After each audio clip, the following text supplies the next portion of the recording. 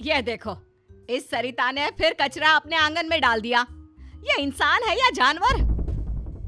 कचरा कहीं भी हो, कूड़ेदान का रास्ता ढूंढ ही लेता है।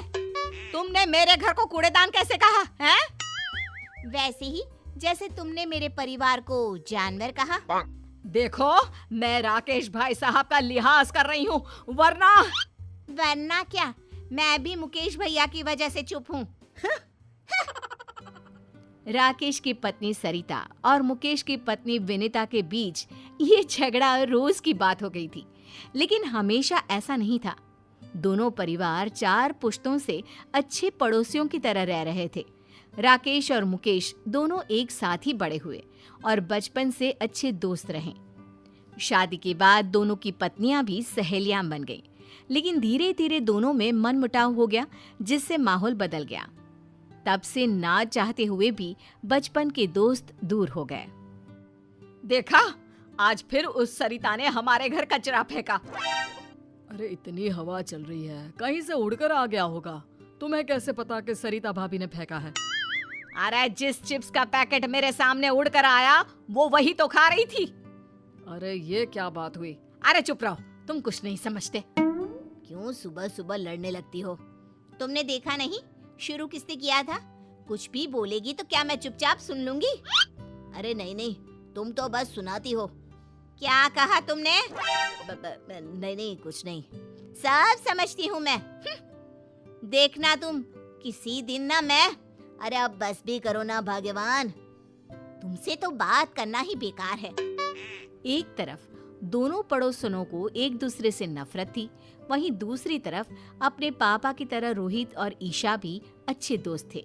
दोनों कॉलेज में साथ पढ़ते थे। सॉरी, आज मम्मी ने सुबह सुबह झगड़ा किया। अरे तुम क्यों सॉरी कह रही हो? ये तो रोज का है। कभी विनीता आंटी लड़ाई शुरू करती है तो कभी मम्मी, और फंस हम गए। हम और हमारे पापा बेचारे बचपन के दोस्त आपस में बात भी नहीं कर पाते। चलो अब घर आने में है, तुम आगे जाओ। अगर मम्मी या आंटी ने हमें साथ देख लिया ना तो हमारा कॉलेज जाना भी बंद हो जाएगा। सही कहा, चलो बाय, कल यहीं मिलते हैं। Okay bye. रोहित और ईशा की तरह मुकेश और राकेश भी छुप कर मिलते थे। सुबह छत पर दोनों मिलकर अपने दुख बांट लेते थे। कैसे हो भाई? बस ठीक ही हूँ, तुम सुनाओ, ऑफिस में सब ठीक? ऑफिस में तो सब ठीक है, बस घर में सब ठीक हो जाए। इन दोनों का झगड़ा तो रोज की बात हो गई है। तेरी हिम्मत कैसे हुई मेरे बेटे को आवारा कहने की? मुझे मिसेस शर्मा ने सब बता दिया, शर्म नहीं आती? अरे शर्म तो तुझे आनी चाहिए। मेरे पति की नौकरी के बारे में तूने कैसे कहा? वैसे तो मुकेश भाई साहब करती है, और पीठ पीछे ऐसी सोच। अरे उल्टा चोर कोतवाल को डांटे, खुद की चोरी पकड़ी गई तो मुझ पर इल्जाम लगा रही है। ये सब सुनकर मुकेश और राकेश छत से नीचे भागे। रोहित और ईशा भी बाहर आ गए। आज के बाद मेरी और मेरे घर वालों की बात भी की ना तो मुझसे बुरा कोई नहीं होगा। अरे तुझसे बुरा तो कोई है भी नहीं, और मुझे क्या पड़ी है तेरे घर वालों से? भाड़ में जाए मेरी बला से। दोनों गुस्से से आग बबूला होती अपने अपने घर चली जाती है और बचा हुआ गुस्सा घर वालों पर निकालने लगती है। तुम्हें क्या हो जाता है बार बार? अरे होगा तो अब कान खोल के सुन लो। आज के बाद अगर गलती से भी राकेश भाई साहब से बात करते दिखे ना तो तुम्हारी खैर नहीं। लेकिन माँ। अरे तू चुप कर, तुझे भी वो रोहित से बात करने की कोई जरूरत नहीं है। याद रखना, मुझसे बुरा कोई नहीं होगा। देख लिया तुमने अपनी भाभी के तेवर? आज से सारे रिश्ते खत्म। अब अगर छत पर तुमने मुकेश भैया से बात की तो। अरे तुम्हें कैसे पता कि हम छत पर मिलते हैं? तुमने क्या मुझे बेवकूफ समझा है? अगर तुमने मुकेश भैया से बात की तो मैं मायके चली जाऊंगी। अरे क्या माँ, जरा सी बात में। तू भी सुन ले हीरो, अगर कॉलेज में ईशा के साथ बात की तो अपनी माँ को भूल जाना। सरिता और विनीता के रोज रोज के झगड़ों को खत्म करने के लिए रोहित और ईशा ने प्लान बनाया और चुपके से राकेश और मुकेश को कॉलेज के कैंटीन में मिलने बुलाया। अरे बच्चों, हमें यहाँ क्यों बुलाया? हाँ, अगर तुम्हारी मम्मियों को पता चल गया तो हम चारों की चटनी बना देंगी वो। पापा, मुकेश अंकल, हमने मम्मी और आंटी के झगड़े को खत्म करने का प्लान बनाया है। कैसा प्लान? देखिए, मम्मी और आंटी दोनों दिल की बुरी नहीं है।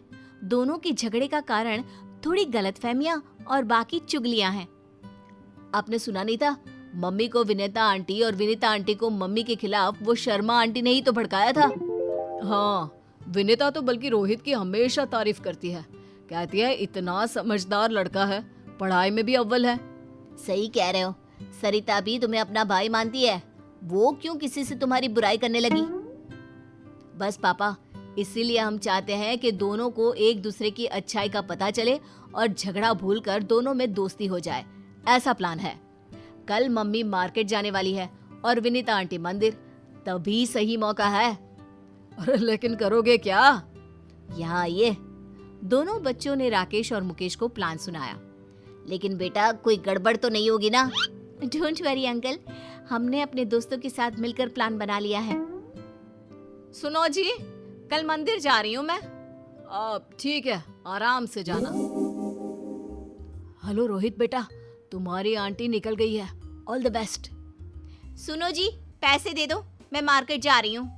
अब हाँ, टेबल पर रखे हैं और मैंने सामान की लिस्ट भी बनाई है, वो भी लेते जाना। बेटी ईशा, तुम्हारी आंटी निकल गई है, जरा ध्यान से। जैसे ही विनीता मंदिर से बाहर आई, उसने देखा कि वहाँ भीड़ लगी है और लड़ाई हो रही है। उस लड़ाई में उसे एक जानी पहचानी आवाज सुनाई दी। वो तुरंत पास गई। आंटी आ रही है, चलो नाटक शुरू करो। अरे पैसे तो देने ही पड़ेंगे, तुम्हारी वजह से हमें चोट आई। देखो, एक तो तुम रॉन्ग साइड आ रहे थे, ऊपर से एक बाइक पर 3 सवार, स्पीड तुम्हारी ज्यादा थी और इल्जाम मुझ पर। गलती किसी की भी हो, पैसे तू ही देगा। और ना दूं तो आज मार मार के तेरी हड्डियां तोड़ देंगे और तेरी ये बाइक भी। देखो, मैं पुलिस को बुलाऊंगा। तीनों लड़के रोहित के साथ धक्का मुक्की करने लगते हैं। ये देखकर विनीता बीच झगड़े में कूद पड़ी। बंद करो ये। तुम्हारी हिम्मत कैसे हुई इसे हाथ लगाने की? मैडम, आप बीच में मत आओ, इसकी वजह से हमारी गाड़ी टूट गई, अब हम इसको तोड़ेंगे। मैं इसे अच्छे से जानती हूँ, ये कभी गलती नहीं करता। गलती तुम्हारी होगी। अब भागो यहाँ से, वरना पुलिस को मैं बुलाती हूँ। नहीं, पुलिस नहीं। अरे भागो यहाँ से। थैंक यू आंटी, आपने बचा लिया। अरे बेटा, तू मेरे बेटे जैसा ही तो है। तुझे चोट तो नहीं आई ना? नहीं, मैं ठीक हूँ। आप जो वक्त पर आ गई। अरे बस भी कर। चलो मैं आपको घर ले चलता हूँ। अच्छा ठीक है बेटा, लेकिन अपनी माँ को मत बताना कि मैंने तेरी मदद की। सरिता एक दुकान में सामान खरीद कर वापस जा रही थी। तभी उसे एक आवाज आई। छोड़ो मुझे, हाथ मत लगाओ। अरे ऐसे कैसे छोड़ दे? बचाओ, बचाओ। सरिता ने देखा कि ईशा को कुछ गुंडे छेड़ रहे हैं। आंटी ने देख लिया?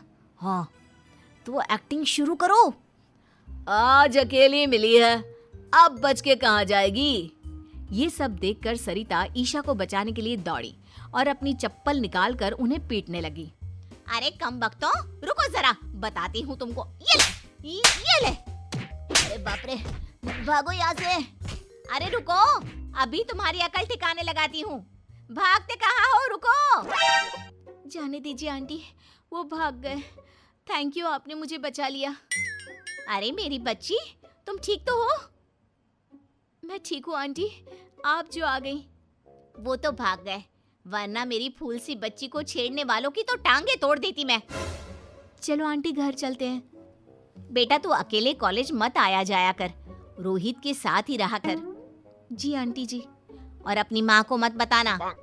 सब कुछ प्लान के मुताबिक चल रहा था और प्लान के हिसाब से सरिता और ईशा, रोहित और विनीता एक साथ घर पहुंचे।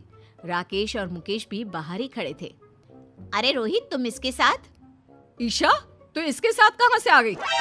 तब रोहित और ईशा ने अपनी अपनी मम्मियों को बताया कि कैसे आंटी ने उनकी मदद की। सारी बातें सुनकर दोनों की आंखों में आंसू आ गए। सरिता, थैंक यू, तुमने मेरी बेटी को बचा लिया। मैं तुम्हारा एहसान जिंदगी भर नहीं भूलूंगी। एहसान कैसे बहन, ईशा मेरी बेटी जैसी है और तुमने भी तो रोहित को बचा लिया। अरे कैसे नहीं बचाती, हमारे घर के लड़के को कोई ऐसे ही हाथ लगा लेगा क्या? मुझे माफ कर दो विनीता, मैंने तुम्हें गलत समझा। अरे गलती तो मेरी थी बहन, मुझे माफ कर दो। देखा सरिता, दिल की बुरी ना तुम हो ना विनीता, दोनों ने आज एक दूसरे के बच्चों की मदद की। हाँ, और तुम्हारी लड़ाई का कारण था गलतफहमी और वो मिसेस शर्मा की चुगली। हाँ, अगर हमने बाहर वालों की बातें मानने के बजाय आपस में शांति से बात की होती तो कभी लड़ाई ना होती। हाँ, अब से हम कभी नहीं लड़ेंगे। आखिर पहला सगा पड़ोसी ही तो होता है। उस दिन से दोनों में दोस्ती हो गई। अब मंदिर हो या मार्केट, दोनों साथ साथ जाती। राकेश और मुकेश भी खुलकर मिलते। सुबह की चाय दोनों आंगन में साथ बैठकर पीते। रोहित और ईशा भी कॉलेज साथ आते जाते। दोनों परिवारों में प्यार और खुशहाली फिर से लौट आई।